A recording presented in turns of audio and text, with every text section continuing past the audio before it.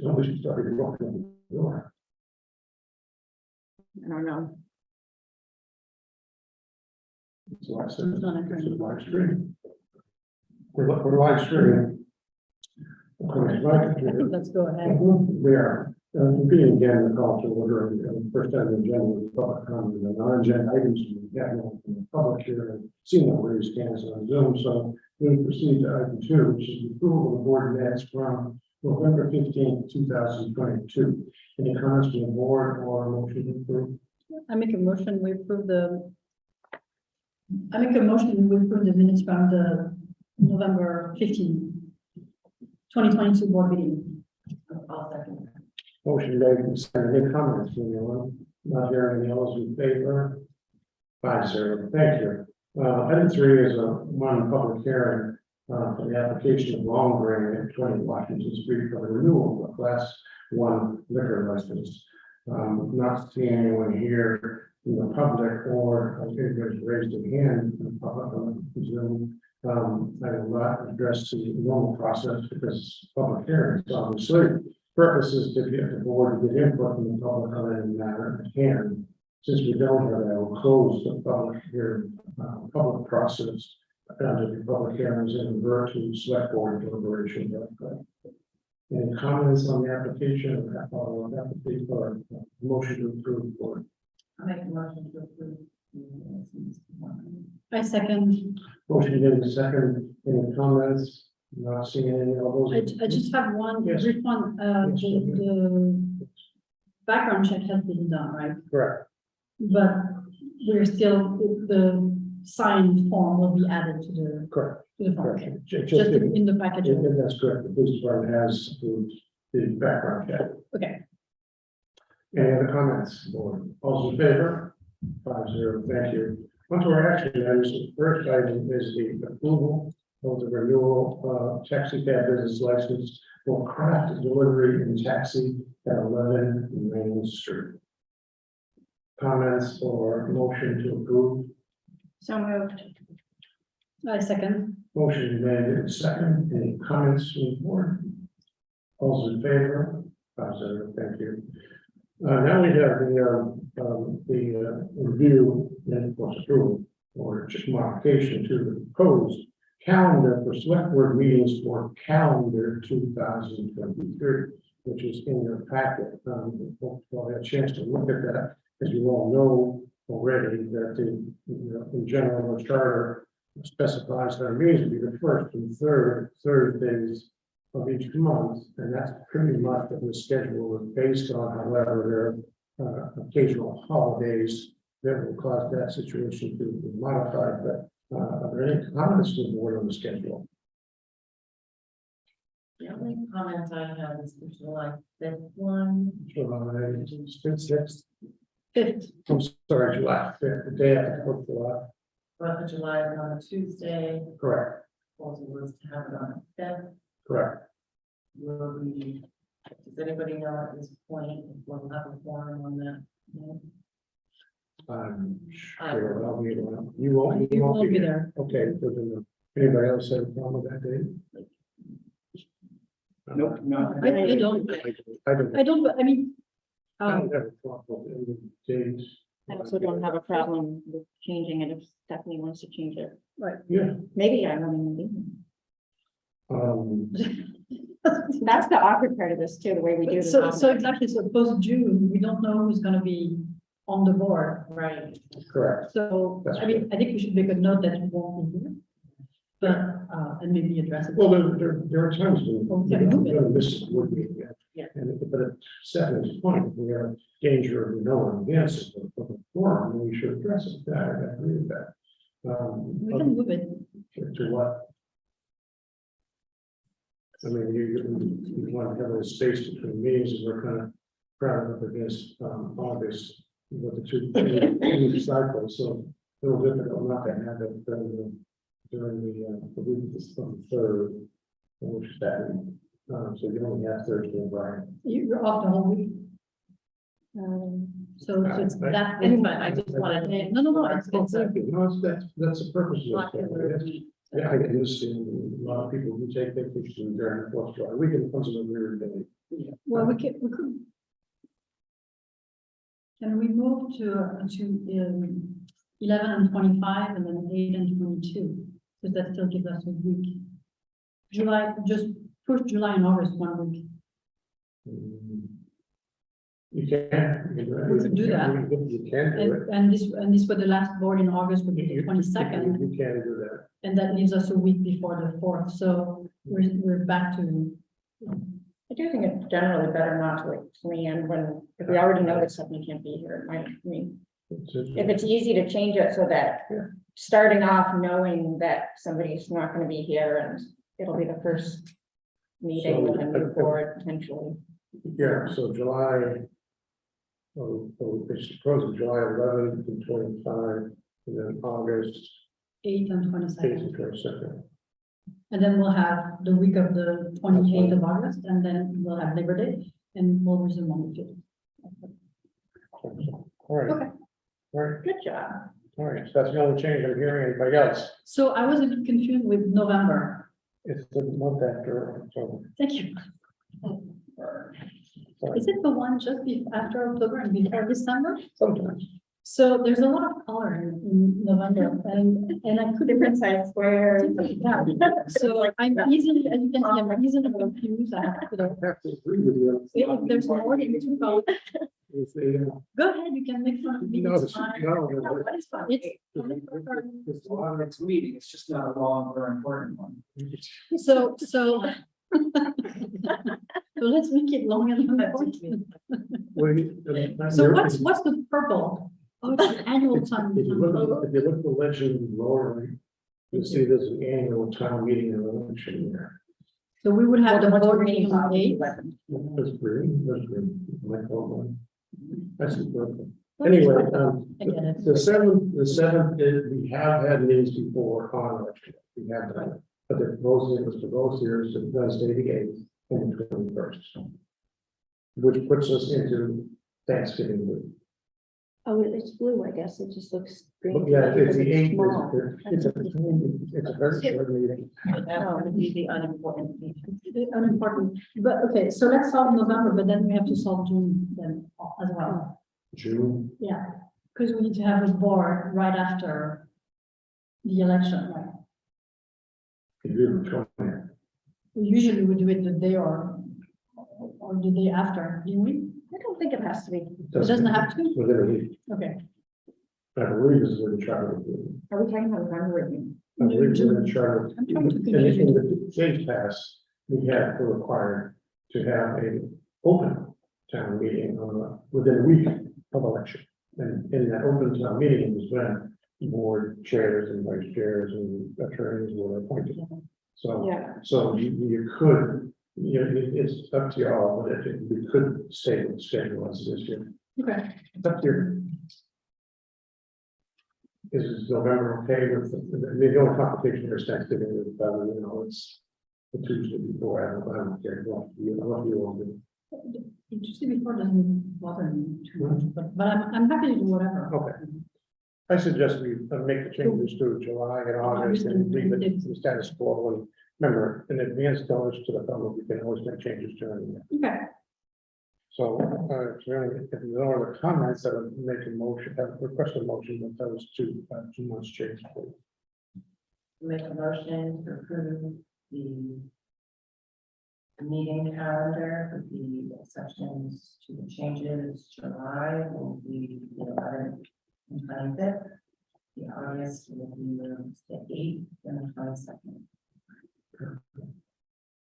Second, thank you, Tom. Any further comment, board? All those in favor? Thanks a lot. Let me get back to the agenda.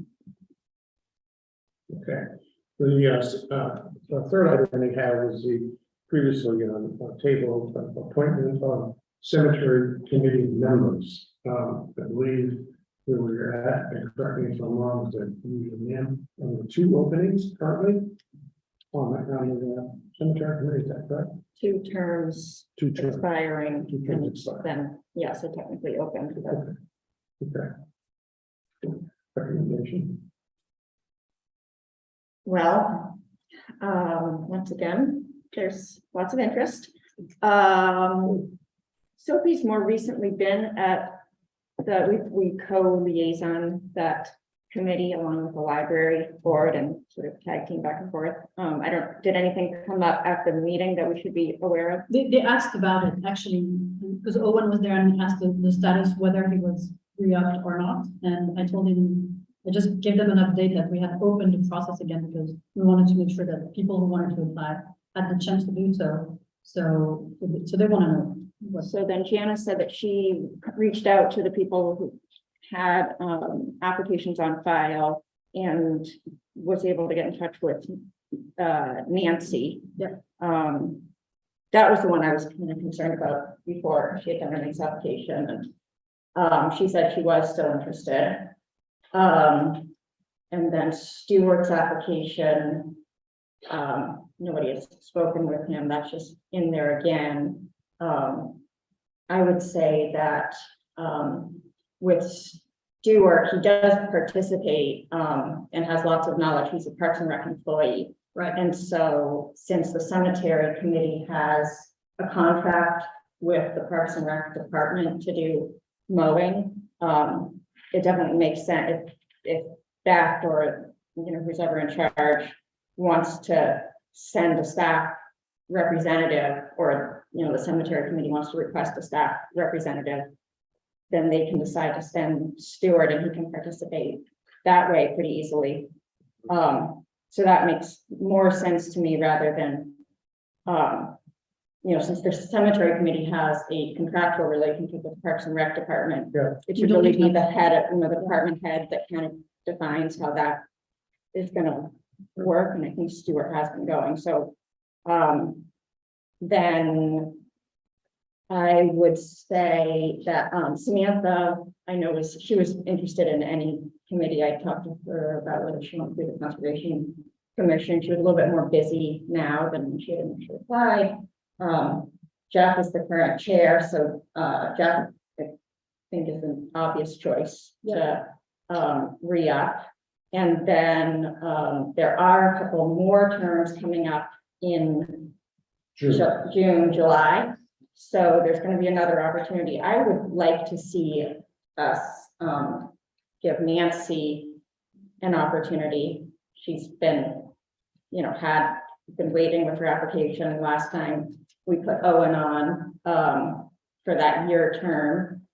Owen, I'm sure, won't be shy about continuing to go to the meetings and help out. And if he wants to, the meetings are open to the public. So I guess I would propose that for tonight, we put Nancy and Jeff for those 2 terms, and that we encourage everybody else to continue participating as they wish.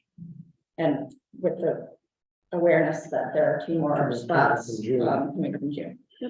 Any other comments on the board? Otherwise, we can move to approve. Make a motion.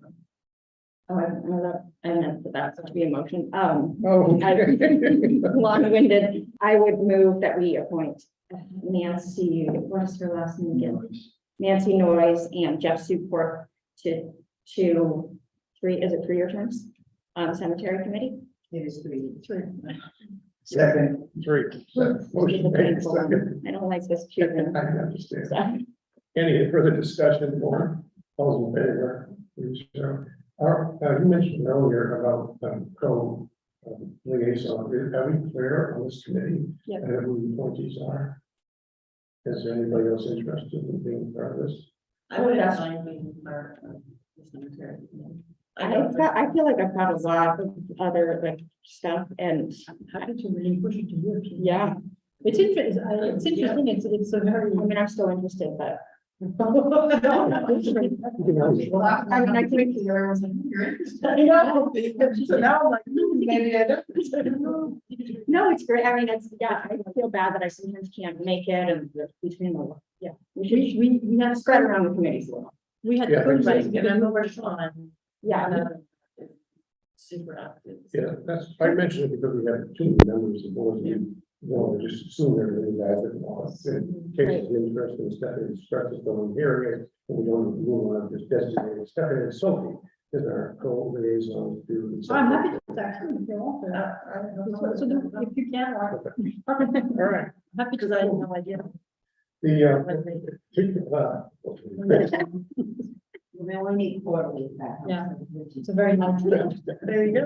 Yeah, anyway, on to the last item of action on this is the approval of the traffic calming policy. As you recall, we got this as a discussion item a couple of weeks ago and made some comments on it. I think the auditor has made some slight modifications to it or that will approve. Maybe just summarize that. Any changes of significance on there. Yes, there was discussion around if a neighborhood petitioned the board to consider their street for traffic calming project, what would be the, the thresholds, the, amount of people that we need to see interest from.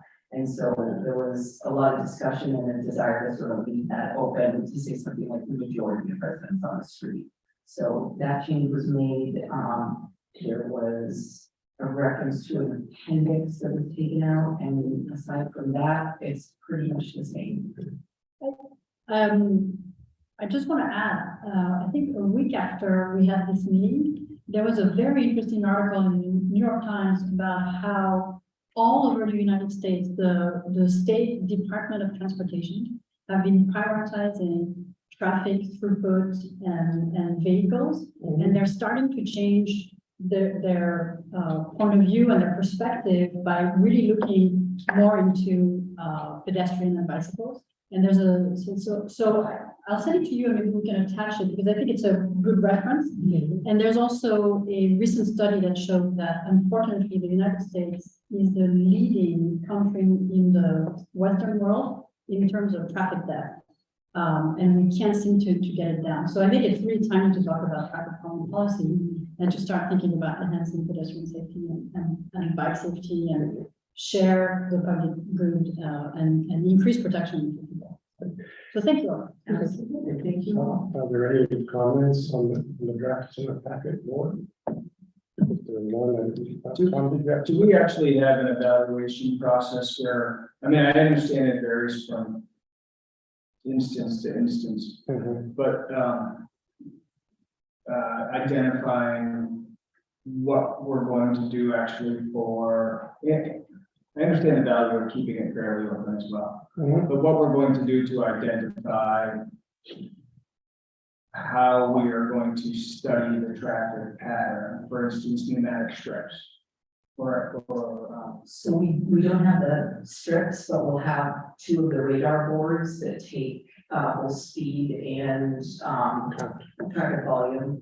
So we'll set those out as we always do, but also because it's coming from the planning department, we're also going to do like a conflict density analysis. So we'll look at, what are the generators of traffic in the neighborhood. So, one, I think a good example that will probably be the first one to come up if anything comes up is C Street. And so when you're looking at a street like C Street, you can't ignore the fact that our largest private sector employer, which is Lion and Morris, is at the end of that street. It's a major traffic generator for that neighborhood. So, you look at things like that as well as how is the street configured, how close are dwellings to the street.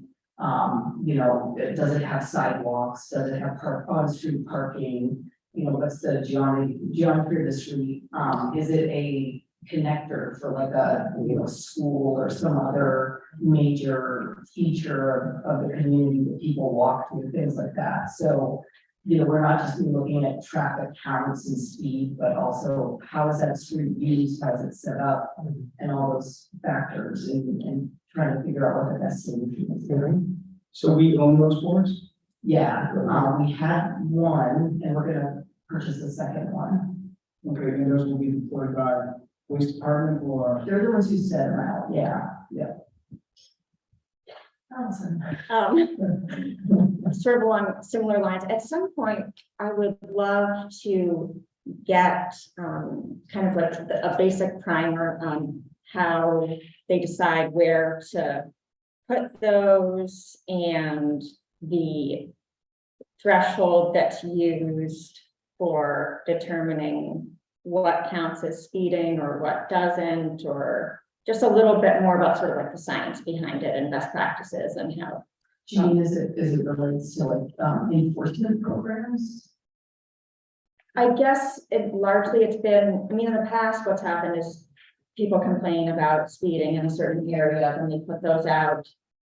And then there's some kind of a report that is generated that really never gets discussed. Like I've seen them occasionally, but I've always been left with a lot of questions. Yeah. And you know, people ask me, well, they put it here and that's, you know, isn't a good place to put it because of X, Y, or Z, or just, I assume there's some kind of training that happens, so there's a science to where they, you know, put all of this and how they evaluate speed and how they make sure that it's not just gauging the speed that people are going right at an intersection, or how they. Yeah, and I would say that, the way that we'll be using them for the traffic calming study will be different than how the police department uses them for, you know, trying to determine enforcement priorities. Right. Because, you know, one of the things that I would like to get away from is the whole 85th percentile methodology, where, you know, speed limits are set by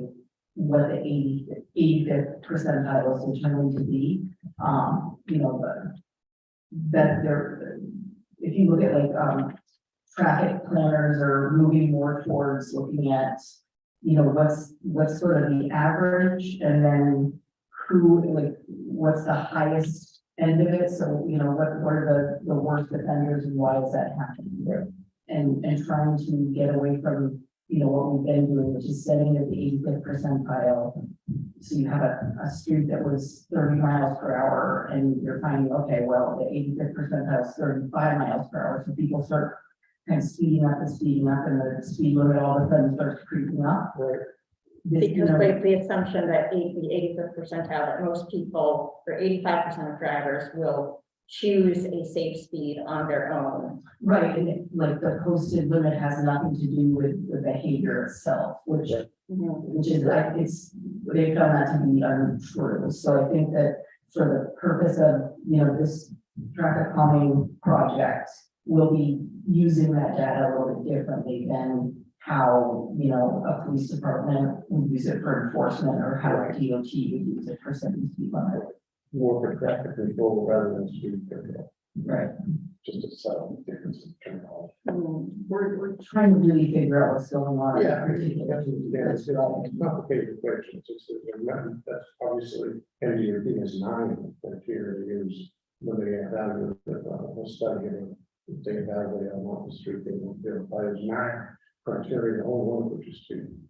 But in any case, I think it's a good point that we have access to the data. Yeah. Yeah. And that whenever we do a traffic calming study, that we have a debrief of the board or some session so that people know. Sure. And I think a few months ago, You might want to have the microphone close. I can do myself. I think a few months ago, Tom made a point about having baseline data, and before we do an initiative or an interaction, I think it would be really good also to get into the habit of doing that, because or else we don't know what we're measuring. Right. So part of the whole package. Yes. With any other comments on the policies? That, I think just on the very broader point, I wanted to also bring up seasonal, both for analysis and common measures. And we should take into account, and I don't know if maybe it's addressed in here somewhere, I didn't see it, if there's any seasonal variations. It says that it would be a year-long study. so Yeah, a year- this is not accurate, right, because we know we have street problems only in summer and not in winter. Yeah, summer. Well, the traffic volume is higher, it's much higher in certain streets in our town in the summer than it is in winter. So if you do a study in winter, it's not indicative of there being a problem. Anyway, so with that, do I have a motion to approve the policy? Make a motion to approve. Second, Motion made, seconded, any further comments, discussion, all in favor? Pleasure, thank you, thank you for correcting that, or changing, modifying it. Do I think that is our manager, of course? Yes, so, I was supposed to have a meeting today or supposed to set up a meeting for tomorrow, rather, with, Northeast Mobile Health Services. I'm sure some of you have heard, that the Penn Bay Hospital who was utilizing Northeast for interfacility transfers, is contracted with North Star Ambulance to do a lot of those interfacility transfers because they were having difficulty, Northeast just couldn't staff ambulances to be available for those interfacility transfers while also providing 911 services to the 4 communities that have contracts with them. And Northeast prioritized the contracts with the communities over, being able to do those interfacility transfers whenever the hospital needed them. So that led the hospital to that relationship that they have with North Star Ambulance. So there were some rumors going around about what that would mean for Northeast in this region. And so I received a call today from Rick Keaton, who's their chief operating officer, and he just wanted to assure the 2 town managers and the 2 town administrators that they're committed to staying in this area and honoring the contract, and there's no imminent, I think, closure of Northeast. They just wanted to put everybody's mind at ease and sort of dispel any rumors that had been going on around about that. So I wanted to communicate that to everyone, just in case you heard anything or had any questions about that.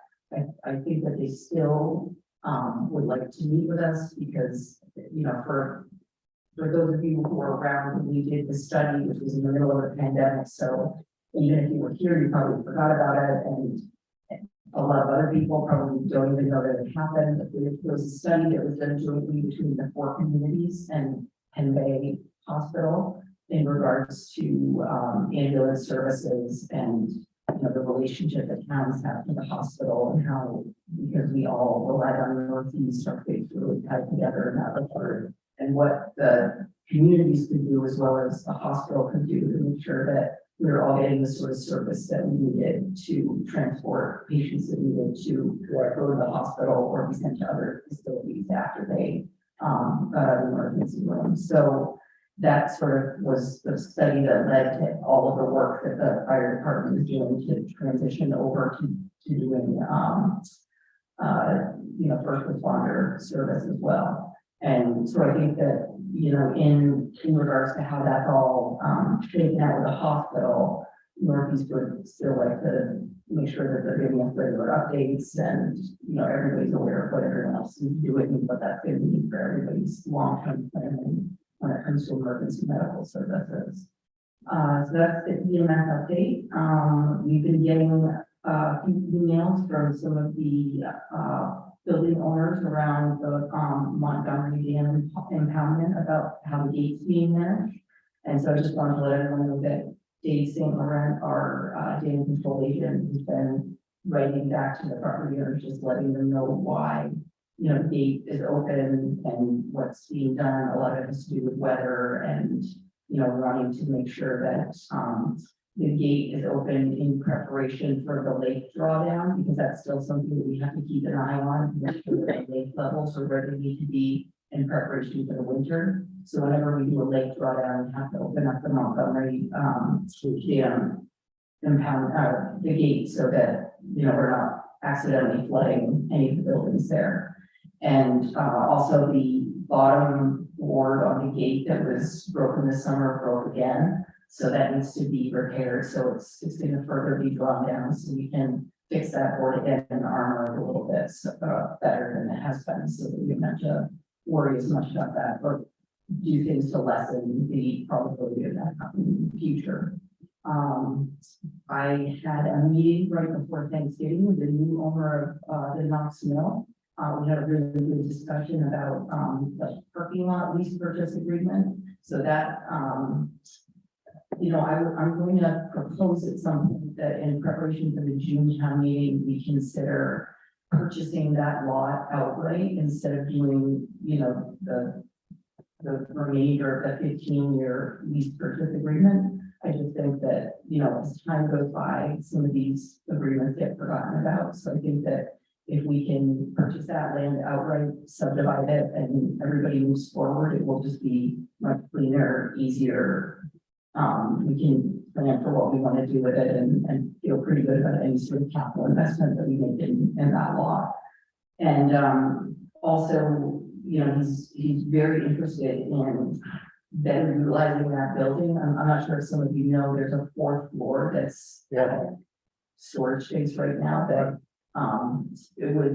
it could easily be converted into more apartments. And, you know, the business model for that facility is, long-term rental units. Yeah. So it's one of the, you know, I mean, I'd say as rental units go in Camden, they're fairly middle of the road affordable. So I think, you know, the more of that type of housing that's available, the better it is for Camden. So I'm pretty excited to work with him on that. And there's also some other space within that entire complex that's unfinished space and underutilized space that he's very interested in converting into residential long-term rental units. And there might be some work that we need to do with him on, you know, ordinance amendments to try and make that work. And it has to do a lot with the ground floor residential commercial issue. So it was, yeah, very, very positive. Glad to have him as a member of the community, very experienced in property development and managing rental units, which is perfect in terms of what's needed here right now. Oh, and I also went to the New Coast Council of Governments annual meeting where they did the strategic planning and really good discussion on how as a region, and we're talking all the way from Belfast to Brunswick, we can be more collaborative and competitive and securing some of the large federal funding that's, you know, potential that's available. So that's things like, you know, us, Rockland, Bath, Brunswick, I forget who else. We've all got projects where we would like to redo our public landings or whatever the other communities call them, but it's all basically the same thing. Danvers Scott is another community. So how can, instead of us individually competing for that money and competing against each other for it, can we start looking at like much bigger grant projects where it's all of us putting in together, which would, I think, make us much more competitive as a region because we're able to talk about, you know, how our different facilities have, you know, different purposes and functions that are important as a system and not just as individual amenities for individual communities. Great idea. Yeah, Anything else? that's my updates. Just to promote this one.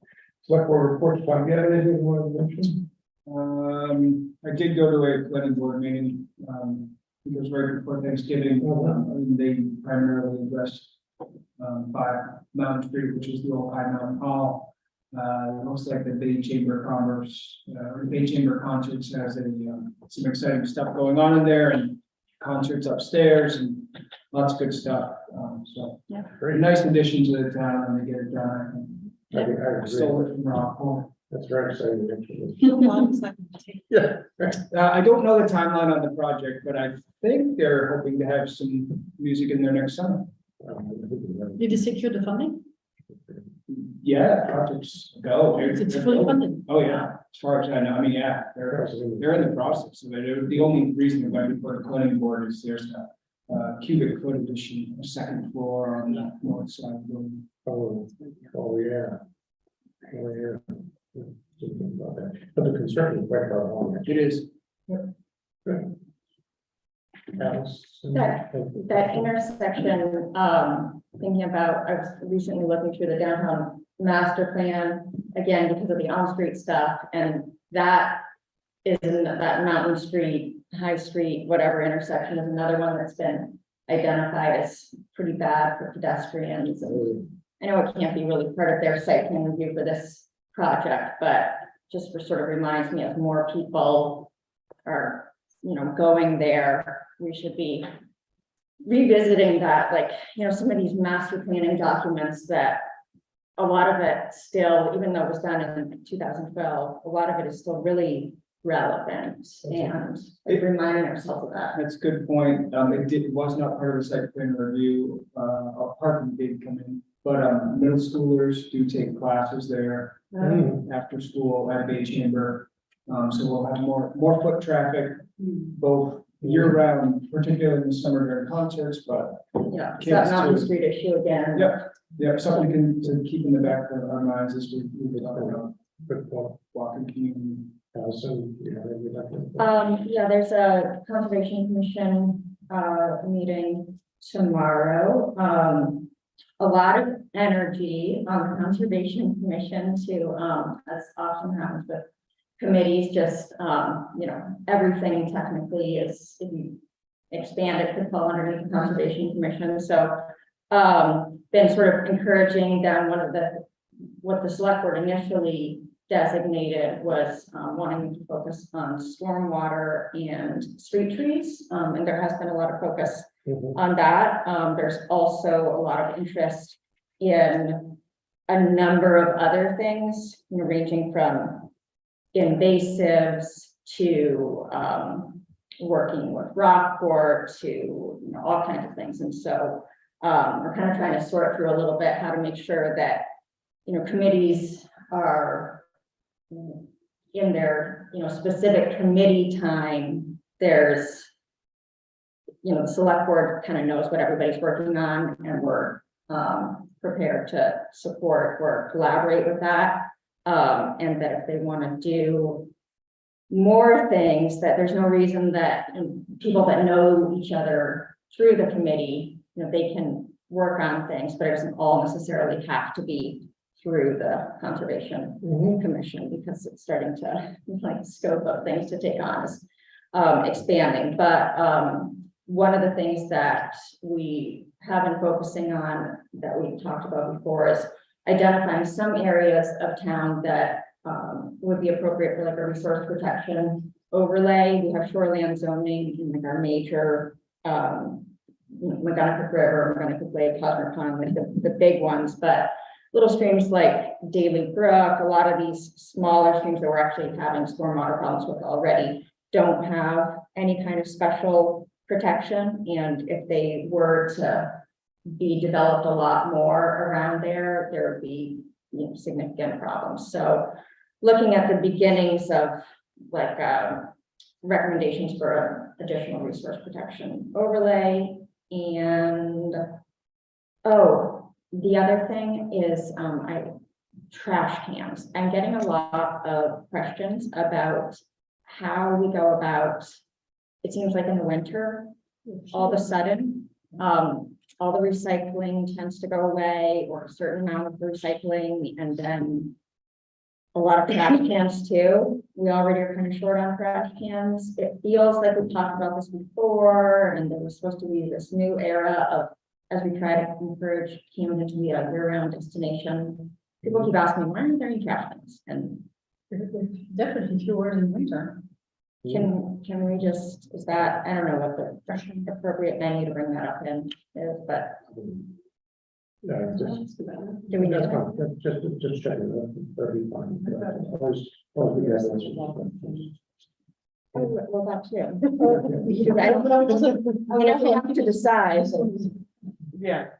I mean, I think they have these pretty trash cans that are made of wood that they bring in because they get damaged. They do. But if we could, They're actually boulders, and they wood boulders. Well, this On the is, side I of the mean, wall. I can think that this is sort of the time of year where you don't have, they can't do projects. There's no plowing. So things like bringing the trash cans in to repair them and paint them this is. Yeah. what that's they not do. what's happening. They're getting brought in to be, Well, I'm just telling you that's part of what they do right now. I'm not saying that's the whole reason. Right, let's just take a look at it and just get to it. Anything else from their part? It's so big. What? oh, the library, yeah, I did attend the library, board meeting, and they've hired a new program director who's also named Julia to replace the Julia who we lost to Rockport. And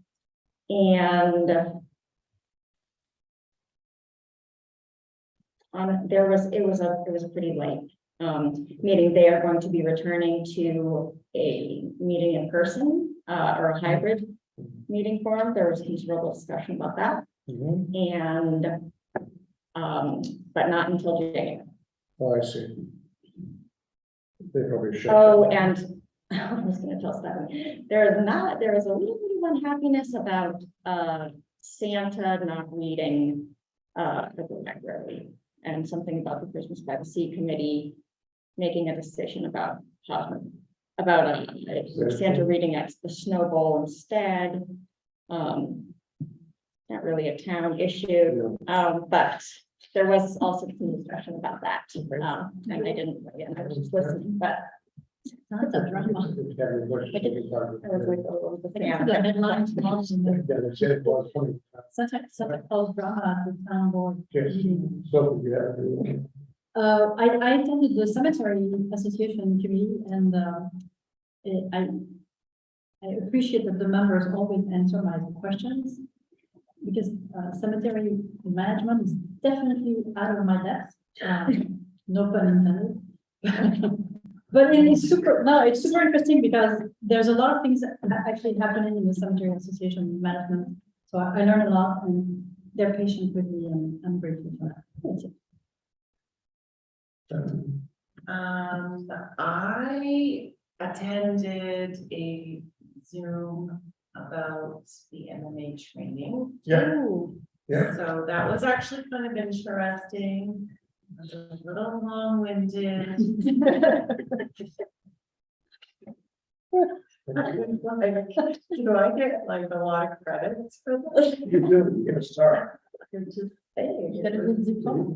very long, but they filled the time really well.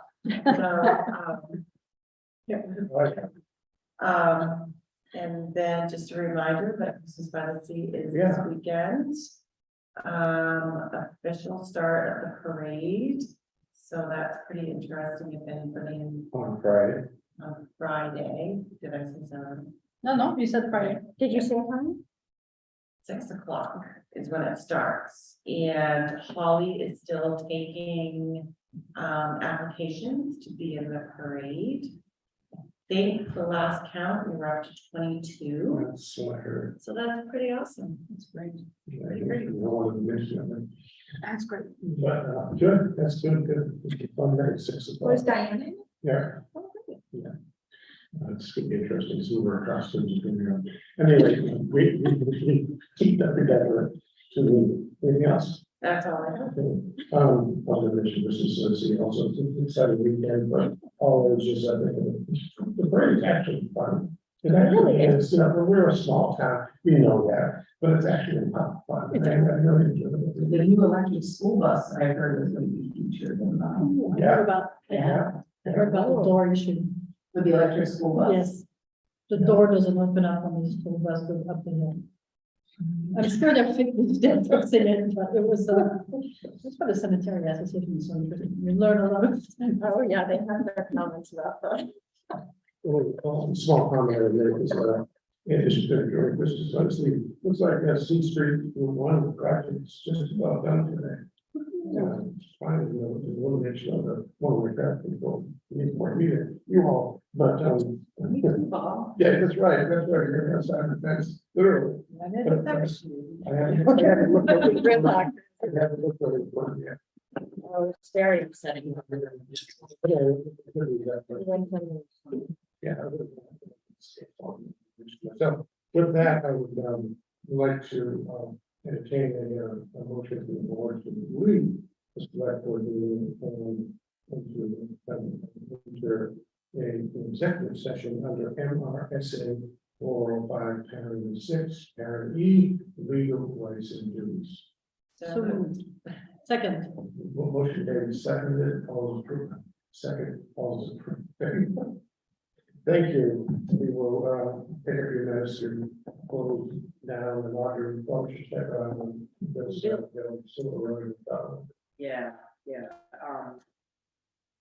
We can take a couple of minutes. Hold on, so is Bill joining us by Zoom? No, he's gonna join us in person, but Jeremy's got a different Hold on, let me. update, and I'm gonna text him now, so